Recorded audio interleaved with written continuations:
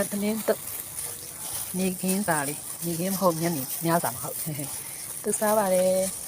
ဖတ်သားနည်းနည်းနဲ့ဒါကတော့ရောပေါ်အတွက်ဖတ်သားနည်းနည်းနဲ့ခင်းဒီလေးနဲ့စီလေးတစ်စုံထည့်တယ်ထည့်ပြီးတော့နေပါတယ်တုတ်ပါတယ်ရှင်ဒါကတော့နောက်တစ်ပွဲပါဒါကတော့ကုသပေါ်နော်ဖတ်သားလည်းမနေကြော်လည်းမနေဘာမှမနေပဲတက်ထားပါတယ်စားလို့လည်းအရင်ကောင်းပါလေအရင်လည်းသိပါတယ်တစ်ခါတည်းတုတ်လေးကိုယ်ကခါဝါစားမယ်ညများလေးတုတ်ထားပါလေဒါရပါပြီစားလို့ရပါပြီတစ်ဖက်သမင်းလေးနဲ့တစ်ဖက်သမင်းရဲ့ပြီးတော့နှစ်ထောက်ကျော်ကျွတ်ကျော်အပြားကြီးကျော်တစ်တူလေးနဲ့ယူသီးသိမ်းရတော့ကုန်ပြီလို့မပါတော့ပါဘူးစားပါမယ်စားတတ်ပါအောင်နော်ရန်လည်းစားလို့ကောင်းပါလေငယ်ရတော့ရန်ကြိုက်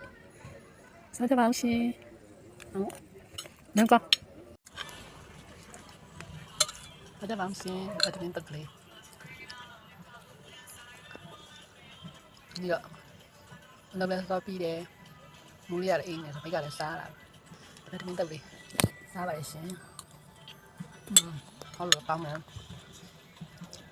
妈妈叫不对，你看这里呢，好，你看，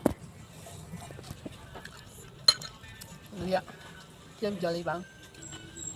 不得了，不得了，这里叫你呢，我打理人家呢，啥玩意？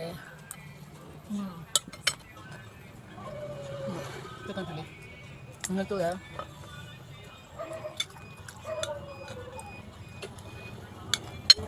？nó không mà